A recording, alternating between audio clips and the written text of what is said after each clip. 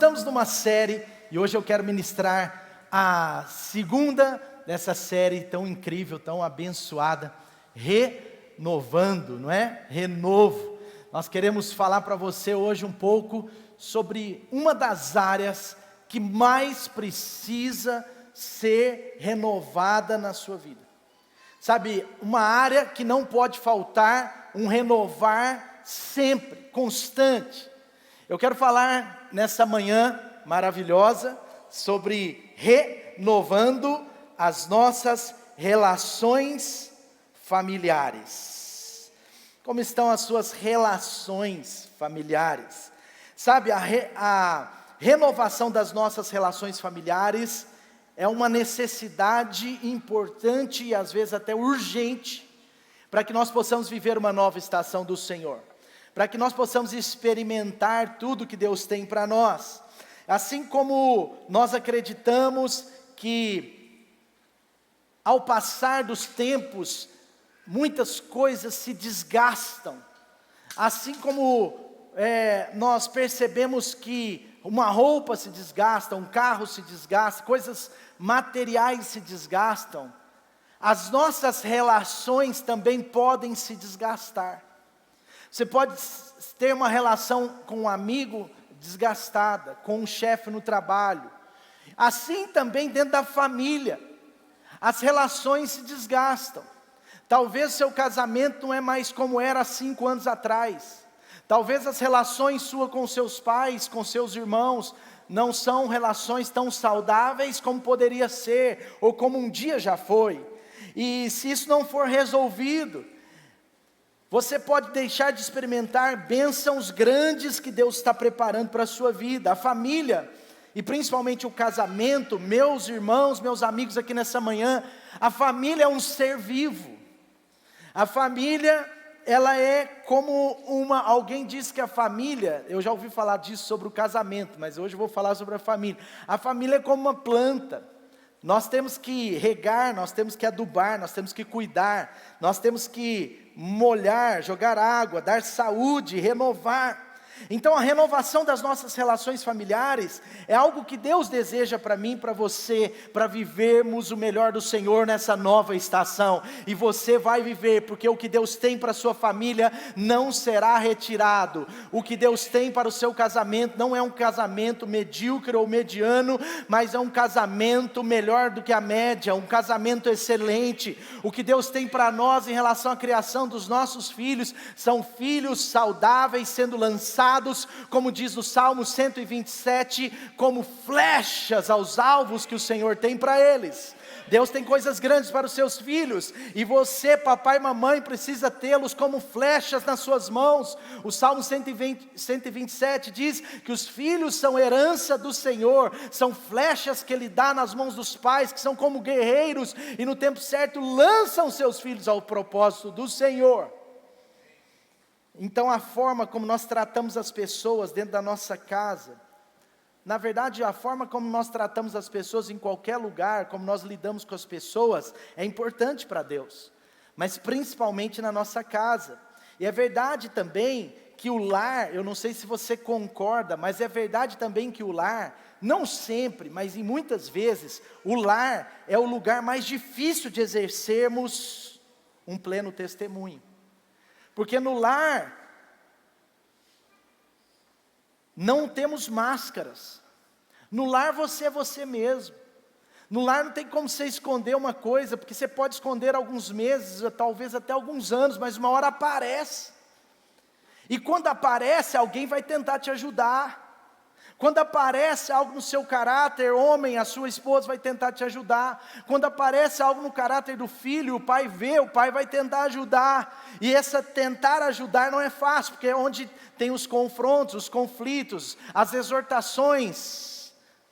Então o lar é um lugar onde nós podemos, vamos dizer, concluir que às vezes é difícil de tratar as pessoas como Deus quer. Agora, é impressionante como os princípios bíblicos nos desafiam a renovar as nossas atitudes, os nossos comportamentos, mas principalmente o nosso compromisso com a família. Diga assim: família não se abandona, Nunca.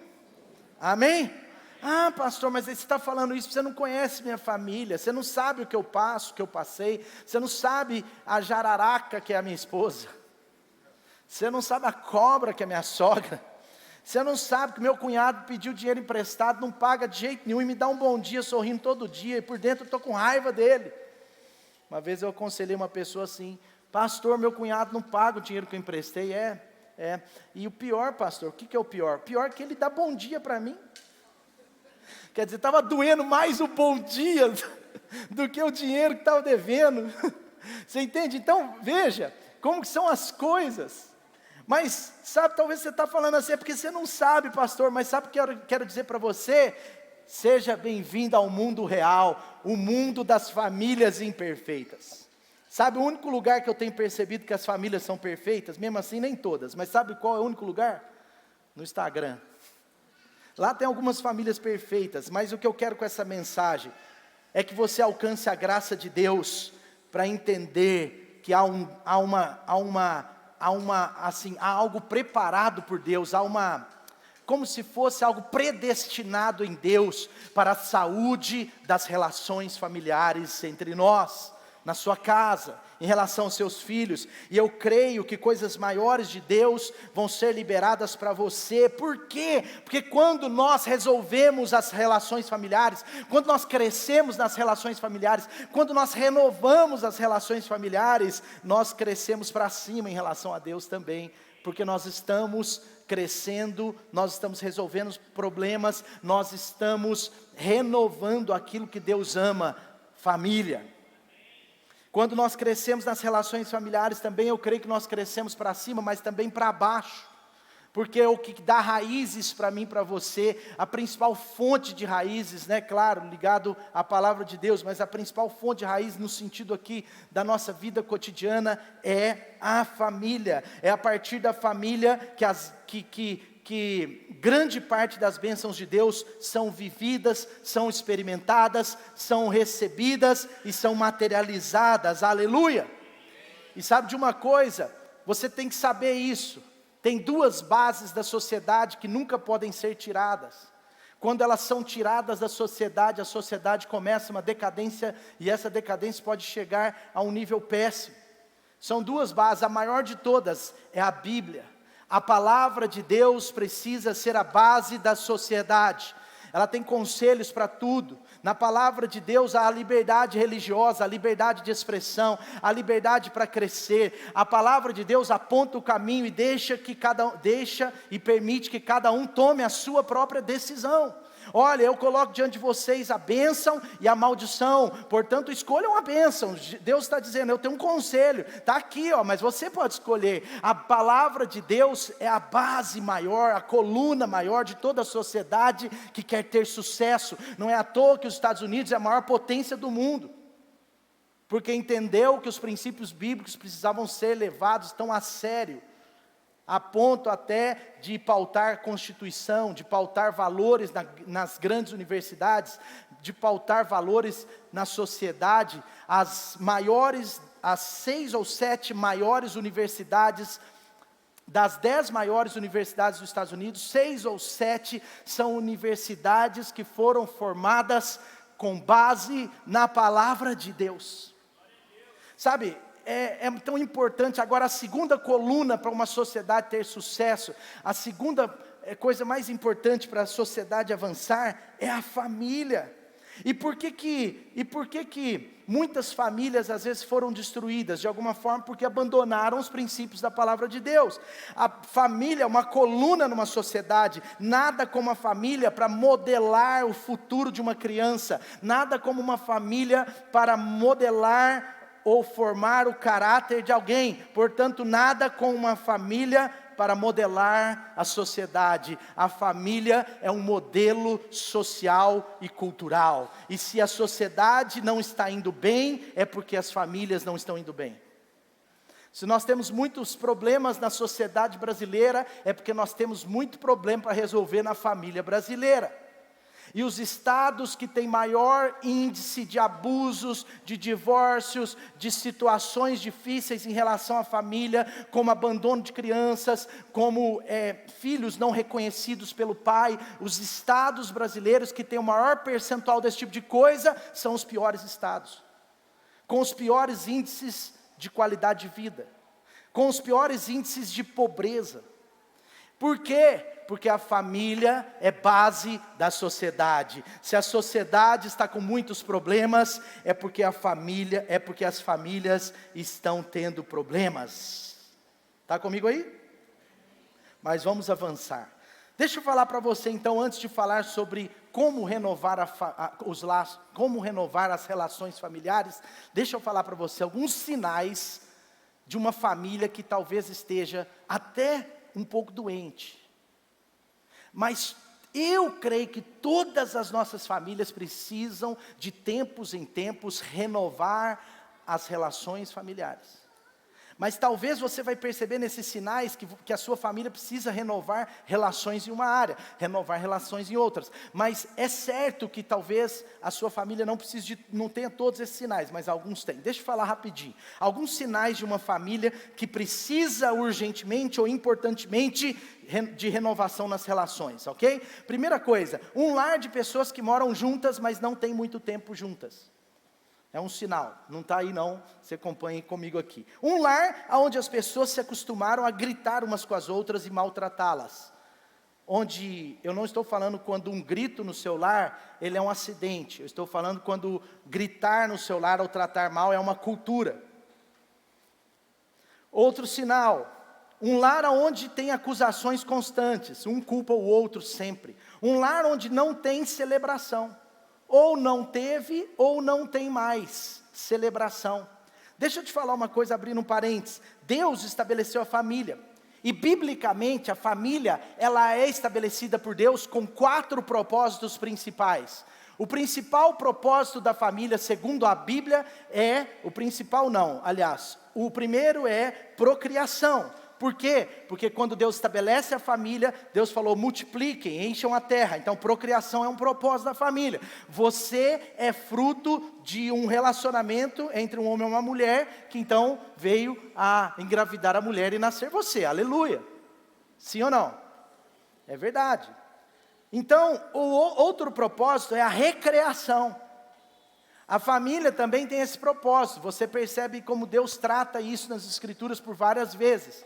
Outro propósito é a reconciliação, porque a família deve apontar para a nossa reconciliação com Deus. A família deve ser um laboratório, uma escola de reconciliação entre homens, entre uns aos outros, mas principalmente de reconciliação com Deus. Por exemplo, eu sou fruto, pela graça de Deus, de uma mãe que me ensinou que eu precisava um dia de Jesus.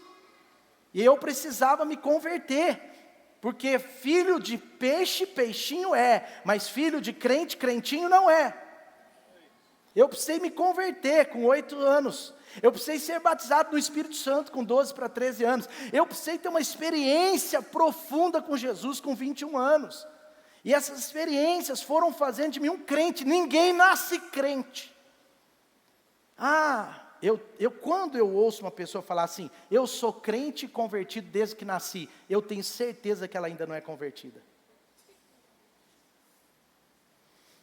Por quê? Porque é uma experiência que você precisa ter conscientemente. Voltando. E a família também tem um propósito de celebração. Você vê que quando o filho pródigo volta, aquelas 3 parábolas de Lucas 15, elas têm a ver com a família, mas o filho pródigo volta, e ele volta para a casa do pai, e quando ele volta para a casa do pai, a primeira coisa que o pai faz, sabe por quê? Aquela casa do filho pródigo, era uma casa maravilhosa, era uma casa quase perfeita, ela só não era perfeita por causa dos filhos, porque o pai era perfeito, porque ali era Deus, mas sabe, aquela casa, mesmo com o pai perfeito, não era perfeita. Agora é incrível, porque quando o filho volta, a primeira coisa que o pai faz é recebê-lo. A segunda coisa que o pai faz é celebrar o seu retorno. Então, agora sim, eu estou dando um toque para você que se o seu lar não tem mais celebração, tem pouca celebração, pouca festa, pouco jantar, tudo que aponta para recreação, celebração, por favor, você precisa renovar as suas relações familiares, porque elas estão certamente um pouco, no mínimo, pacatas. Um lar onde tem disputas e inveja, um lar que tem muitos problemas financeiros, por exemplo, dívidas constantes, ou dívidas há muito tempo não resolvidas, ou avareza, ou escassez, ou brigas e discussões com base, por causa do dinheiro. Meu irmão, com muito carinho eu te falo, Mamon não morreu, ele está vivo. Por enquanto. Mas ele está vivo, Mamon está vivo, e Mamon está vivo no mundo espiritual. Portanto, uma família saudável, uma família que quer ter as relações familiares renovadas, precisa cuidar para enxergar o dinheiro como algo espiritual. Dinheiro não é só a nota de 100 ou aquela de 200 que você gosta até mais. Quando você pega ela, você tenta não usá-la. Outro dia eu fui na padaria, eu tinha sacado R$400, veio 2 notas de 200. Gente, mas aquelas notas de 200 grudaram na minha carteira. Fiquei pagando só no crédito, no débito, mas elas não saíam. Aí um dia eu fui na padaria, peguei a nota de 200, pus no balcão, e eu conheço a menina da padaria, falei assim, receba. E ela pegou a nota e fez assim, não. Por que, moça? Porque eu não tenho troco. E eu querendo, aí eu falei, eu tenho que ser. Mas sabe, o dinheiro precisa ser tratado como algo espiritual, porque Jesus disse que o dinheiro era espiritual. Ele falou, olha, tem um mamon, e mamon também significa dinheiro. Então a família tem que lidar com o dinheiro como algo espiritual, senão pode ter um problema que está achando que é um problema de dinheiro, mas é um problema espiritual, e problema espiritual traz problema nas relações. Amém ou não? Estou falando isso com muito carinho, é um conselho. Outra coisa, um lar cristão, mas que não busca a presença de Deus lá. Um lar cristão que a presença de Deus só está na igreja.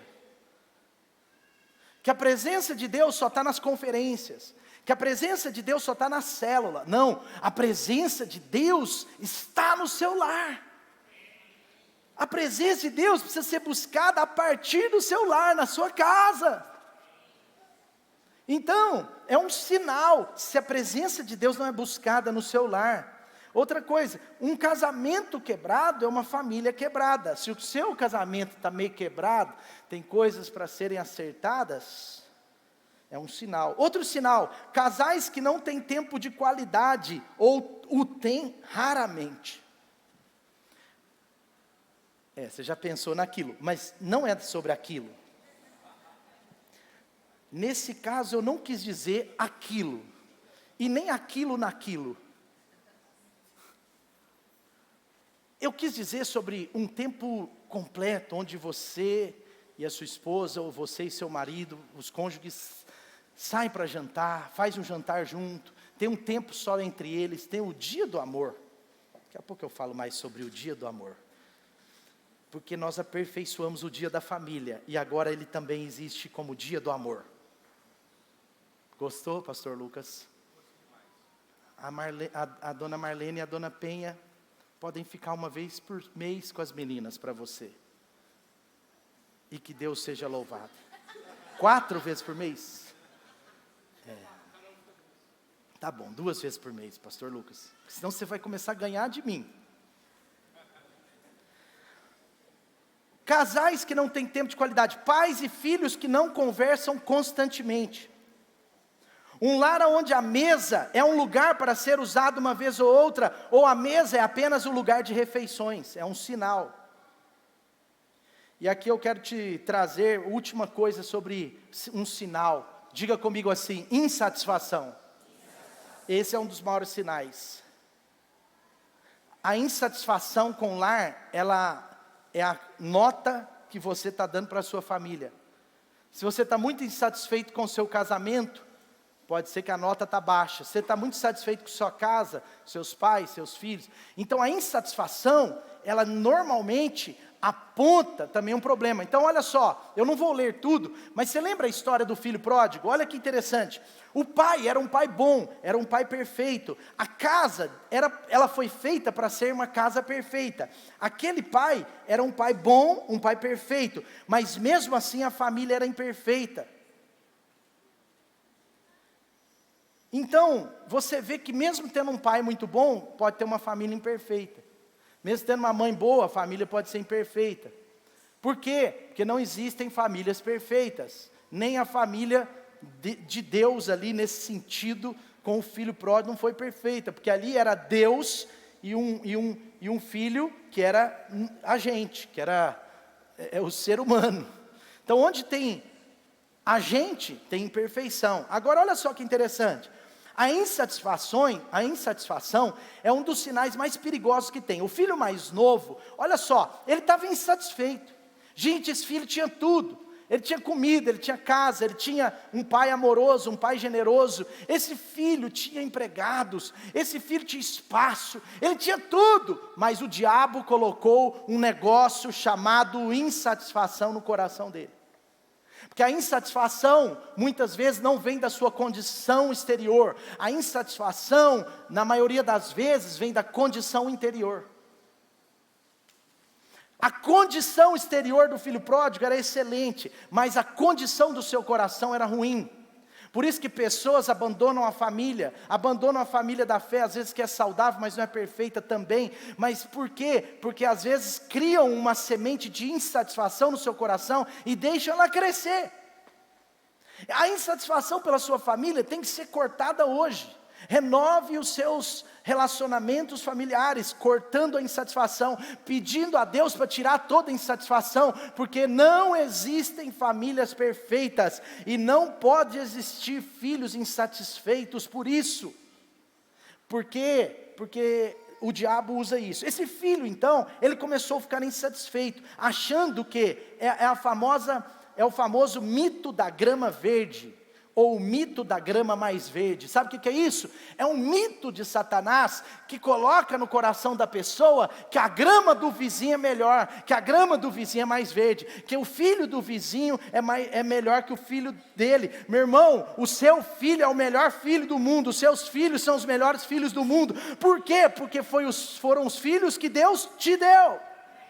Amém? Os filhos vêm do Senhor. Os filhos vêm do Senhor. Ah, mas a esposa do vizinho, meu irmão, a sua esposa é a melhor esposa. Quer dizer, falei errado. A sua esposa é a melhor esposa para você. A sua não é a melhor, a minha é a melhor. Faz sentido ou não? Cadê os homens aí?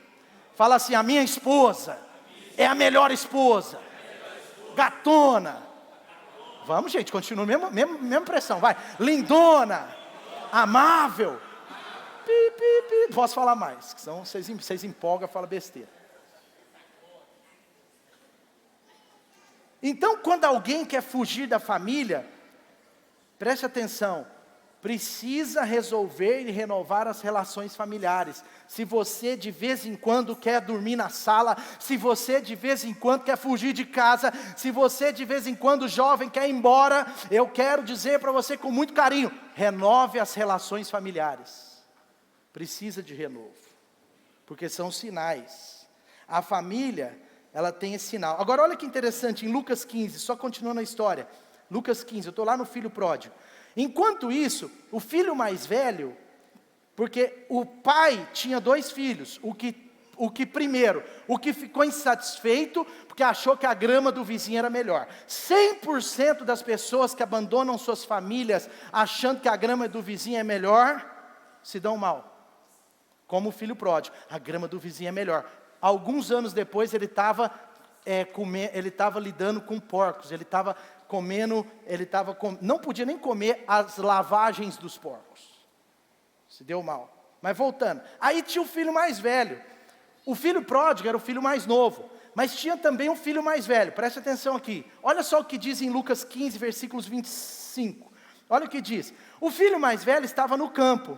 Quando se aproximou da casa, ouviu a música e dança. Por quê? O filho mais novo voltou, arrependido. Ele reconheceu e arrependeu. Porque tem gente que reconhece que errou, mas não consegue arrepender. O filho pródigo reconheceu e se arrependeu.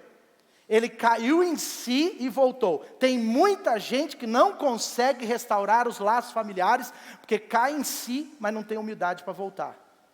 Humildade para voltar. Cai em si, mas não tem humildade para conversar com a esposa, uma conversa chata, dura, complicada. Cai em si, mas não tem coragem de voltar para o pai, lavar os pés dos pais e dizer: pai e mãe, errei contra vocês. Eu quero honrar a vida de vocês até o último dia dela. Entende? Por quê? Porque uma coisa é reconhecer, outra coisa é se arrepender. Ele cai em si, volta para a casa do pai, chega na casa do pai, o pai o espera, e o pai marca uma festa, porque uma família saudável celebra as conquistas, celebra com alegria. Agora ele está fazendo festa. Agora qual é o problema? A festa da alegria de um irmão desagradou o outro irmão. Olha só, o filho mais velho estava no campo. Quando se aproximou da casa, ouviu a música, então chamou um dos servos e falou: o que está acontecendo aí dentro? Que festa é essa? E ele respondeu: seu irmão voltou, seu pai matou o novilho gordo, porque o recebeu de volta são e salvo. Então tem picanha, filé mignon para todos. Tem baby beef, mas não um restaurante, melhor do que isso, é o novilho gordo. Nada contra os gordos. Obrigado, Senhor.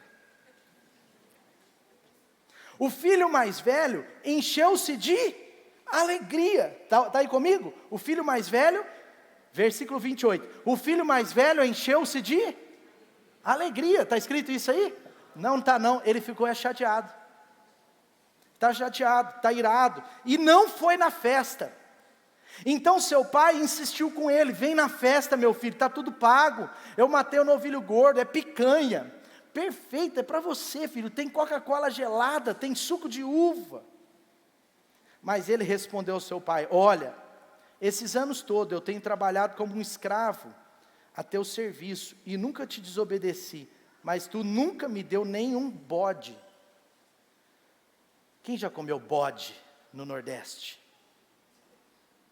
Você é de lá, né? Ah, é norte de Minas. Quem já comeu bode no Nordeste aí, gente? Você prefere um bode ou uma picanha? Porque a carne de bode, nem para o nordestino ela é top, não. Eu não sei porque que eles vendem, você chega lá, tem, mas assim, nem para o nordestino ela é top, não. Ela é tipo uma carne de terceira. Não é nem de segunda. É pior. Era a carne de terceira. Mas ele está falando o seguinte: olha, você está dando picanha para o meu irmão, e eu estou aqui trabalhando todo dia, e eu não tenho nem a carne de bode. Para mim, nem o músculo moído. E para o meu irmão, você comprou picanha, acendeu a churrasqueira. Que é isso, pai? Ele está chateadão. Agora olha só. Mas quando volta para casa esse seu filho, que esbanjou os bens com prostitutas, aí você vai dar um novilho gordo para ele. Aí o pai diz: meu filho, você está sempre comigo, tudo que eu tenho é seu. Mas nós tínhamos que celebrar, nós tínhamos que nos alegrar, porque o seu irmão estava como morto, mas voltou a viver. Ele estava perdido e foi encontrado, aleluia. Sabe o que acontece? A insatisfação é um sinal. A insatisfação também com o que Deus está fazendo na vida do outro. Tudo que Deus faz na vida da sua esposa, celebre. Tem lares hoje que a esposa ganha mais que o marido, celebre. Aí o marido fica: minha esposa ganha 20 mil, só ganho 6. Por isso eu não sou feliz. Seja feliz, meu filho. Seria pior se ela ganhasse 2. Entende? Sabe, as coisas têm que ser assim. O filho, sabe, eu já vi lares que o pai tem ciúme do filho. O pai não conseguiu ser o que Deus está fazendo. O pai não conseguiu fazer o que Deus está fazendo na vida do filho. E agora o pai está chateado. Ele não é tão claro, mas é uma guerra no interior. Recentemente eu conversei com o senhor, que ele falou 3 coisas péssimas do filho dele, para tentar mostrar que apesar de Deus estar fazendo algo na vida do filho, que era para ser feito na vida dele e não foi feito, o filho não merece. O pai falando mal do filho, chateado.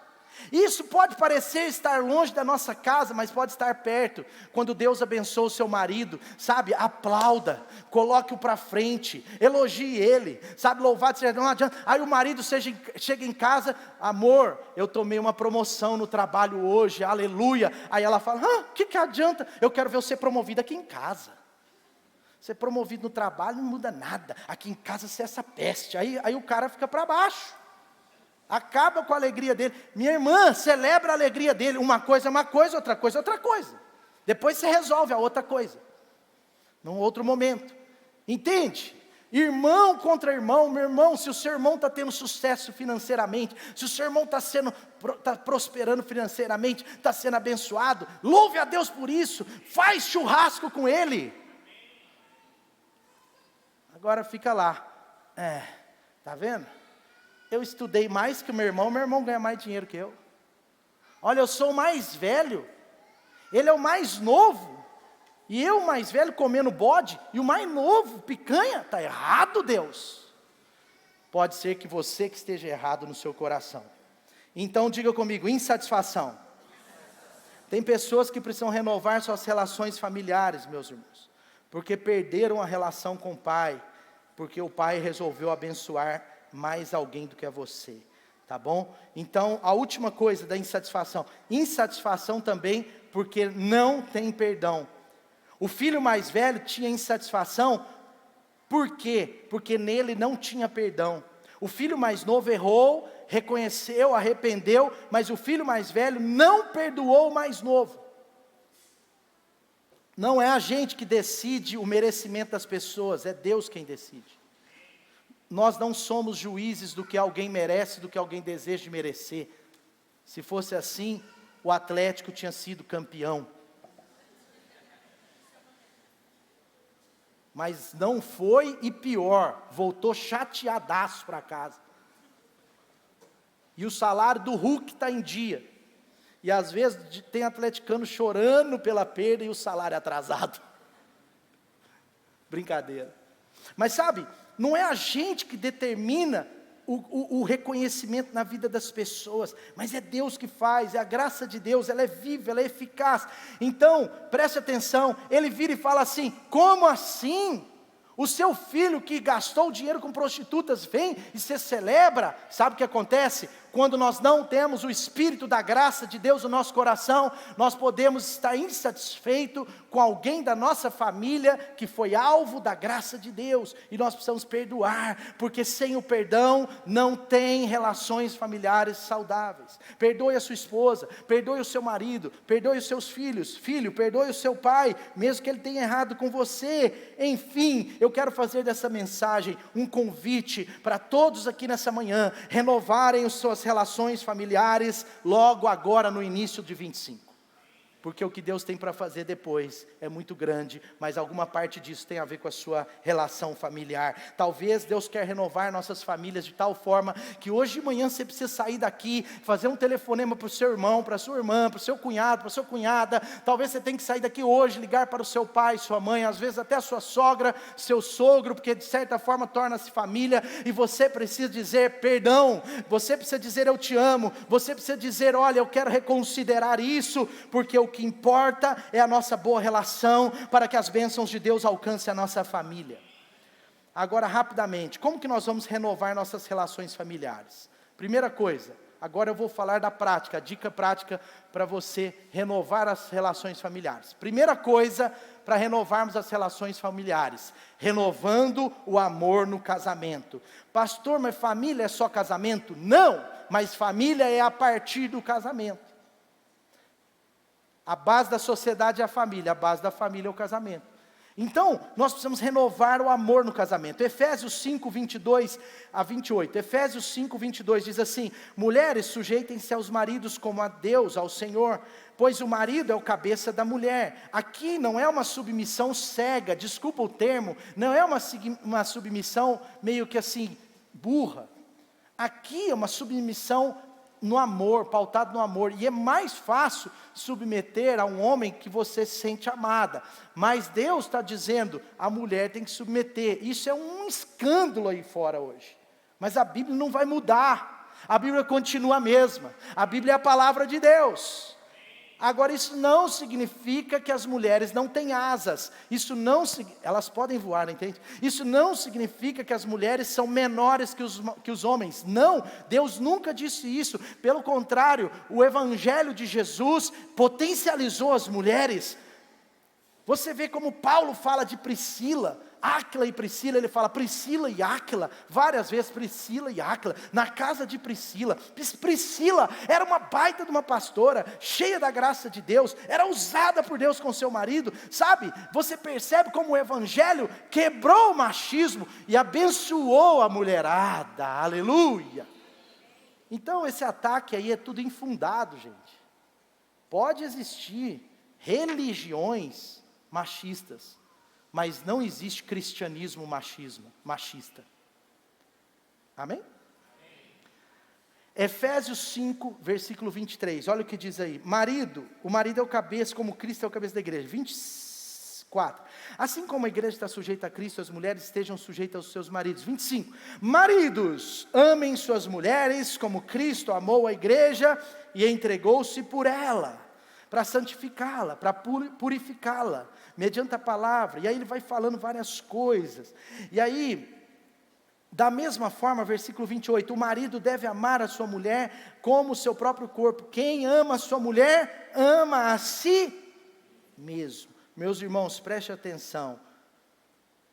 O casamento precisa, esse renovar do amor no casamento, precisa ser constante.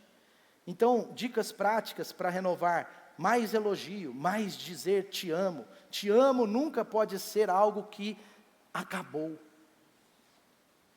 Você conhece a história? O casal foi aconselhar, 11 anos de casamento, aí eles tiveram que ter um aconselhamento com o pastor.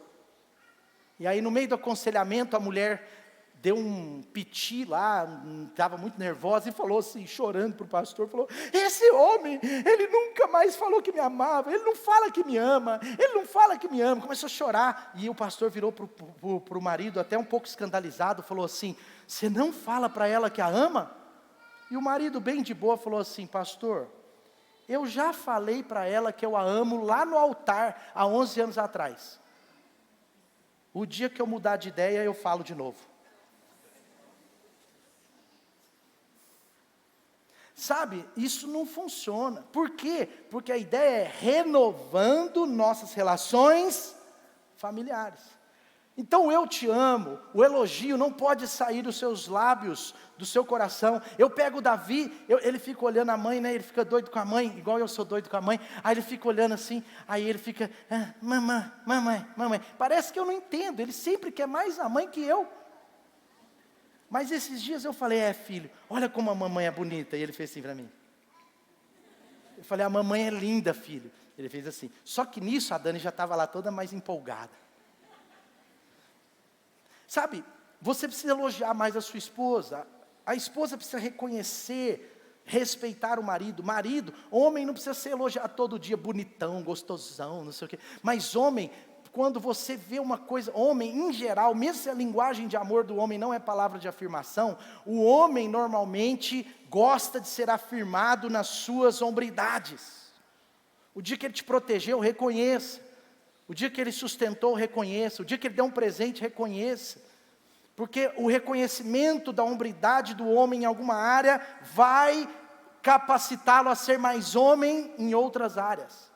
Homem não é movido só por exortação, não funciona. Homem é movido por elogio também, mulherada.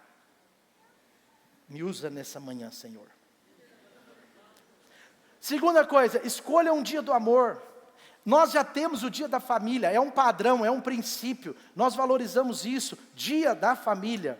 Ontem foi o meu dia da família, pelo menos não foi um dia inteiro, mas foi quase um dia.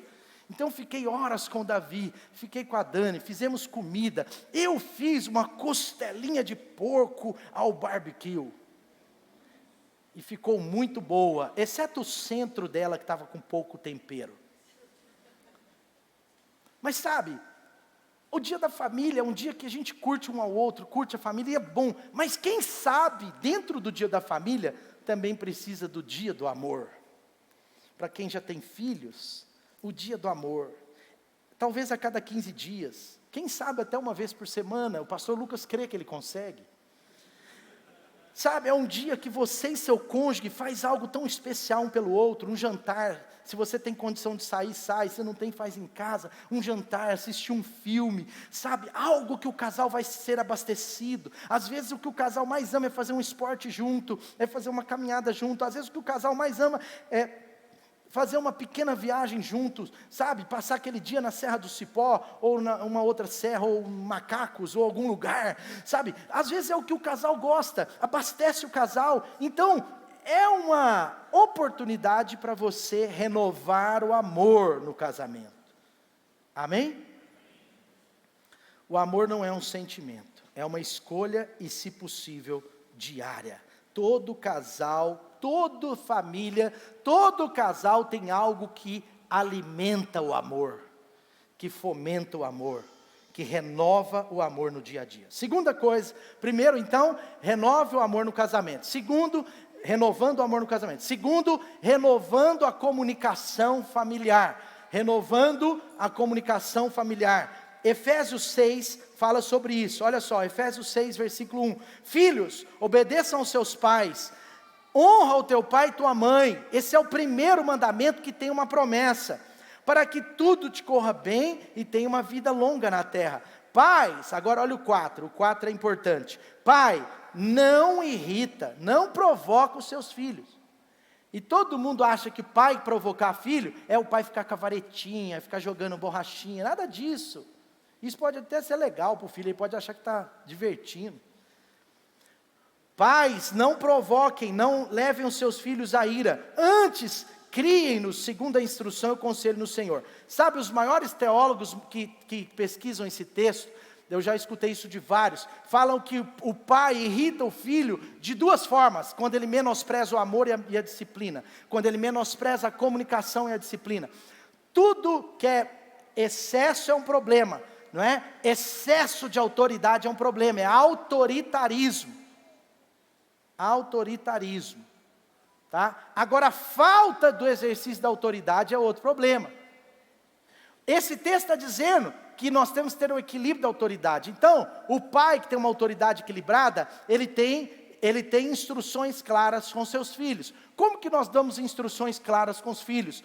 Tendo o coração dele. Como que nós temos o coração do filho? Através de um relacionamento saudável em amor, em comunicação. Então, a comunicação saudável é um princípio para renovar as relações familiares. Os pais precisam aprender, gente, a se comunicar com os filhos de maneira saudável, construtiva. A Dani fica assim para o Davi. Davi, você é inteli?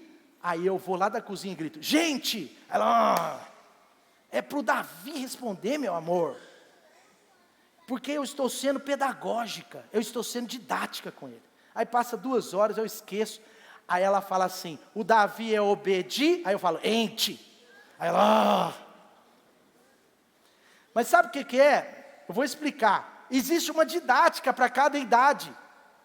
Existe uma didática para os filhos com 4 anos, 2 anos, 5 anos, 10 anos, 15 anos, 18 anos. Eu tenho um pastor amigo meu, já contei essa história uma vez, que quando a filha fez 12 anos, ele começou a jantar com a filha dele uma vez por mês. Uma vez por mês ele sai, ele e a filha, e leva ela para jantar no lugar que ela quiser. E é bom porque nessa fase só escolhe lugar caro, né? McDonald's. Depois chega nos 18, já começa a entender, já vai escolher um lugar mais caro. Mas onde que você quer jantar, minha filha? Escolhe McDonald's, papai. E ela se arrumava toda e ela jantava com o pai dela. E essa menina se tornou uma princesa tão grande assim nesse sentido, porque ela abria o coração para o pai. Ela abriu o coração, o pai se tornou o maior amigo dela, o pai se tornou o maior conselheiro dela, porque toda idade tem uma dinâmica que nós podemos aplicar algo para comunicar bem com os nossos filhos. Então, a comunicação não pode ser deixada de lado. Outra coisa, a mesa nas nossas casas é um lugar de refeição ou é um lugar de comunhão? É uma pergunta para a gente pensar.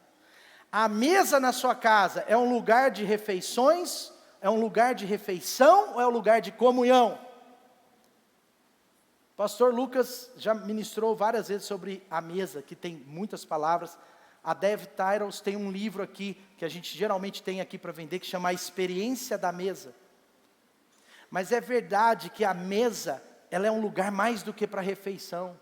É um lugar para você resolver relações com a sua esposa. É um lugar de comunhão, de comunicação. Pelo menos uma vez por dia tem que ter uma mesa coletiva no seu lar. Talvez você almoça no seu trabalho, sua esposa também. Então valorize jantar juntos, lanchar juntos, tomar um chá à noite juntos, comer alguma coisa juntos à noite. Por quê? Porque esse é o momento do marido acertar a comunicação com a esposa, ouvir a esposa. É o momento de saber como foi o dia dos seus filhos, como foi a escola deles, como eles se portaram, o que aconteceu. E é nesse momento que o filho vai falar, pai, a filha vai falar, pai, aquele menino tentou me beijar hoje.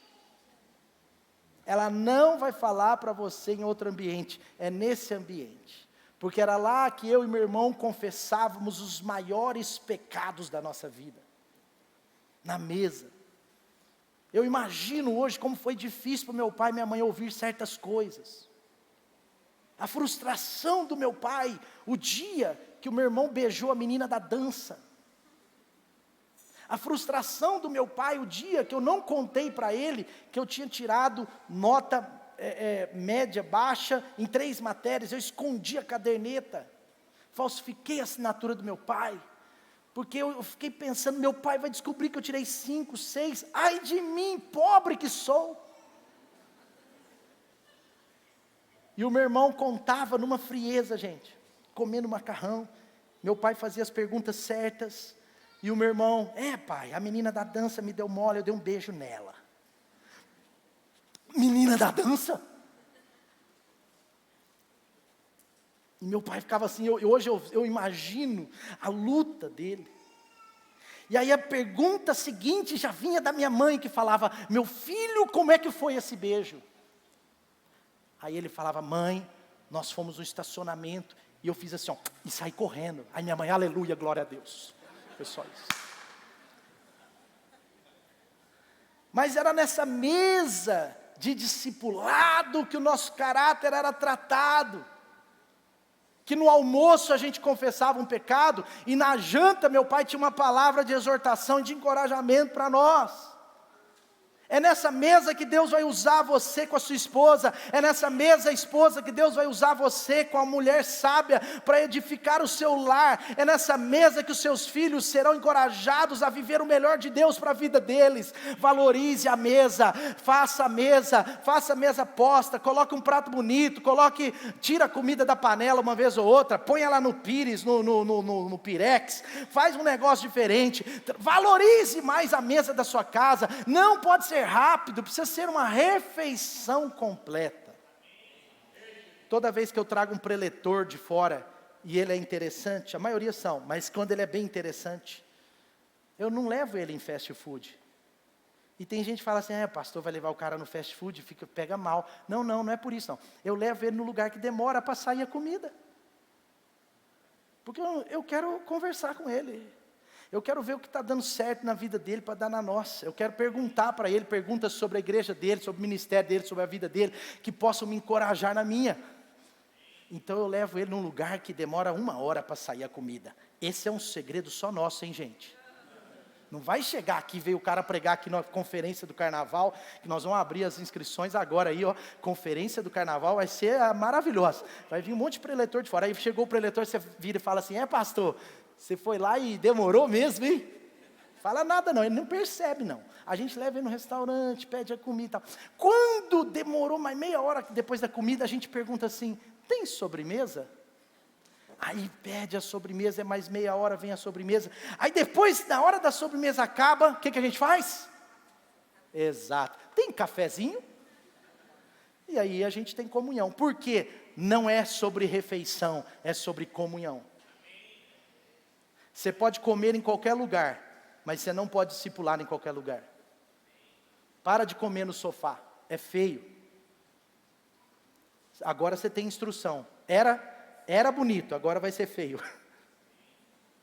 A mesa é importante. Amém? Terceiro, renovando o perdão no lar. Eu já falei sobre isso. Mas o perdão não pode ser deixado para amanhã. O perdão é hoje. E perdoar não é fácil. Perdoar não é fácil. Mas perdoar é possível para quem recebeu o maior perdão de todos, o perdão dos nossos pecados que nos levaria para o inferno.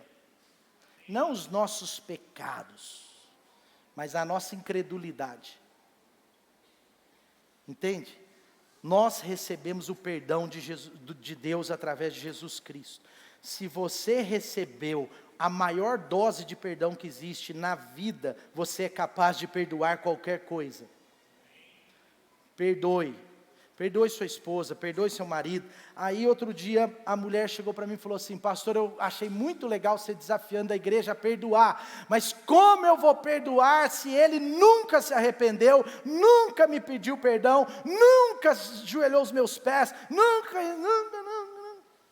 E eu sei que não é fácil, eu sei mesmo. Porque por muitas vezes na minha vida eu perdoei pessoas que nunca se arrependeram.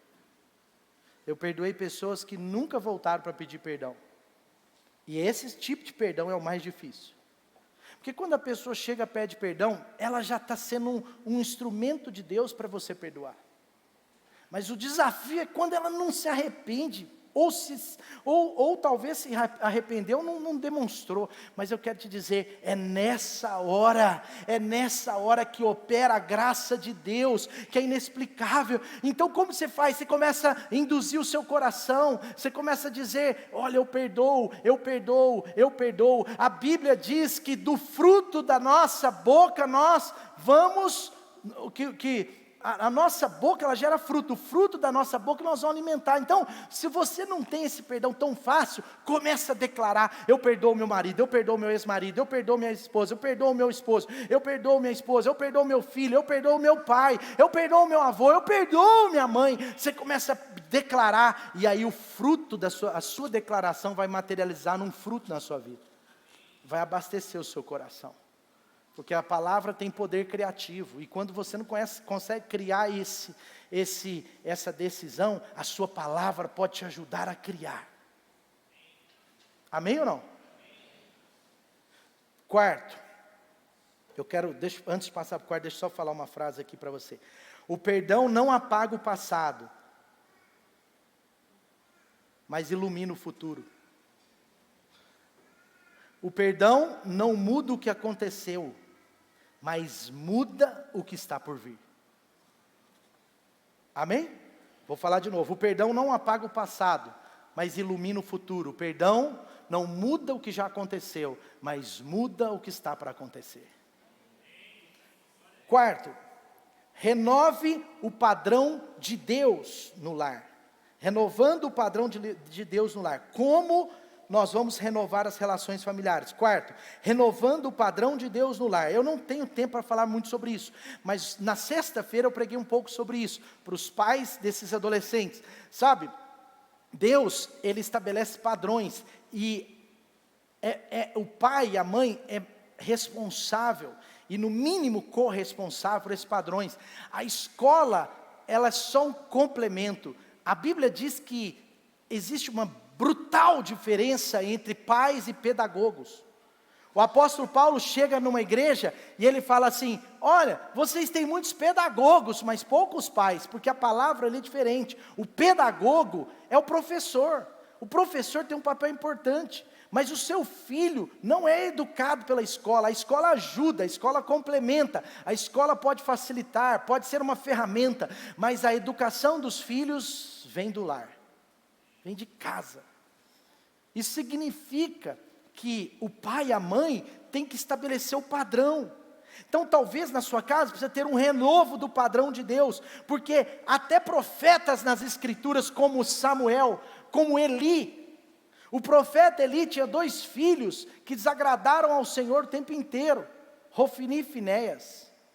E a história é tão incrível, e Deus uma hora fala para eles assim: olha cara, vocês tiveram filhos assim, porque vocês não corrigiram eles. Vocês não corrigiram eles. Eu sei que em Provérbios, quando fala que a vara da correção educa o coração do filho, não diz respeito apenas à vara física, mas ao exercício da autoridade. Mas me preocupa alguns coaches que estão usando desse texto para retirar a vara dos nossos lares. E se a vara for retirada dos nossos lares, muito problema nós teremos no futuro. Óbvio, tem muitas crianças que nunca tomaram uma varada e são educadas. Mas eu precisei de varadas. O meu irmão precisou de varadas. Quantos aqui nessa manhã precisaram receber uma varada e reconhecem, pode ser uma cintada, uma chinelada, e reconhecem que isso foi importante para a sua vida? Não, só quero saber, não gente, não, vocês estão brincando. Quantos aqui já tomaram uma varada, uma chinelada, uma cintadinha do papai e da mamãe, um dia, e reconhecem que isso foi importante para a sua vida? Essa é a ciência, tá bom? Amém? Não existe melhor ciência do que a experiência. Louvado seja Deus pela palavra de Deus, que não falha, não erra. Estabeleça os padrões da sua casa. E por último, tá calor aí? Sim ou não? Então ora para ela, gente. Você está orando para ela? Para a CEMIG? Ora para ela. Você conhece o presidente da CEMIG? Me dá o telefone dele. Nós estamos há desde outubro com um pedido pronto na CEMIG, tudo certo, tudo pronto. Eu já contei os testemunhos para vocês. Para aumentar nossa carga de energia. E eles não fazem. Por isso que o monopólio é sempre ruim para nós. Porque se tivesse 3 empresas de energia, a gente contratava melhor. Mas só tem uma, Caio. Nós não temos escolha.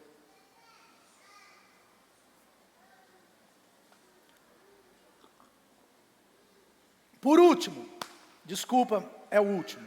Josué 24, 15.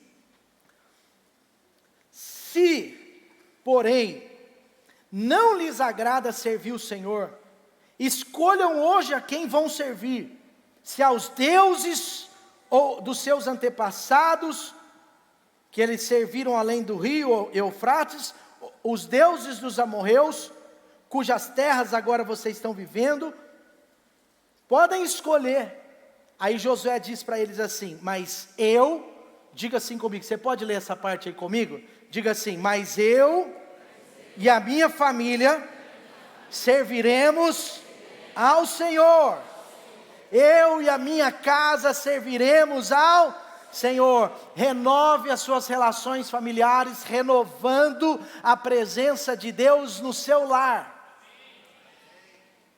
A presença de Deus em nosso lar é que transforma um edifício num verdadeiro lar. É a presença de Deus no seu lar que transforma apenas uma casa numa habitação da graça da presença de Deus. Precisa ter presença de Deus lá. Como, pastor? Como assim?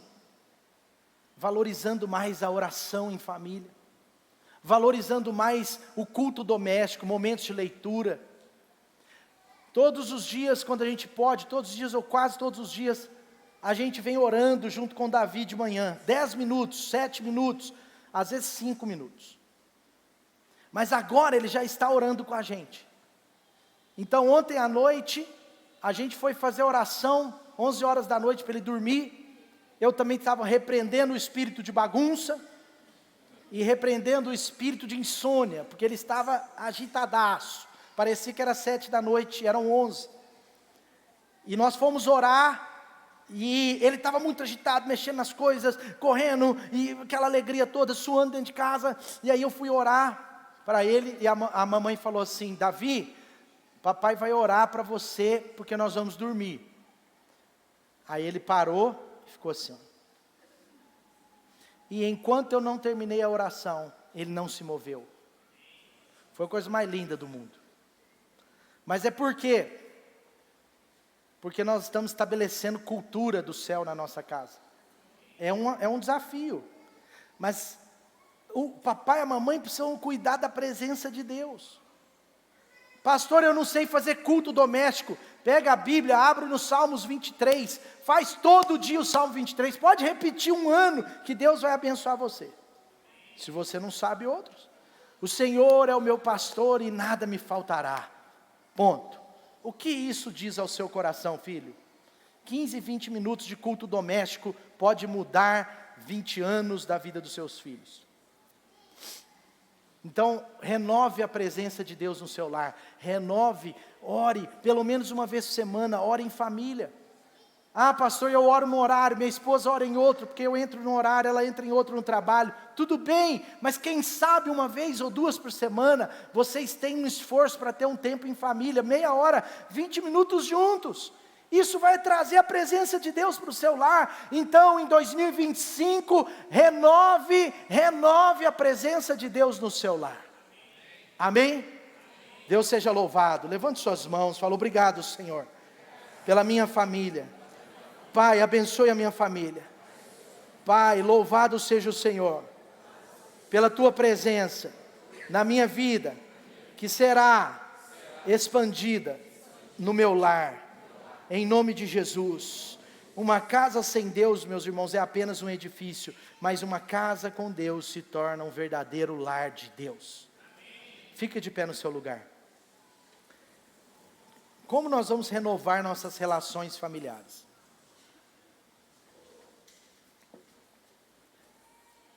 Renove o amor no seu casamento, renove a comunicação, renove o perdão.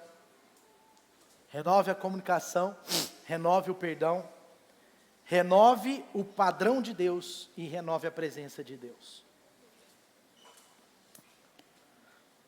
Feche seus olhos, vamos orar.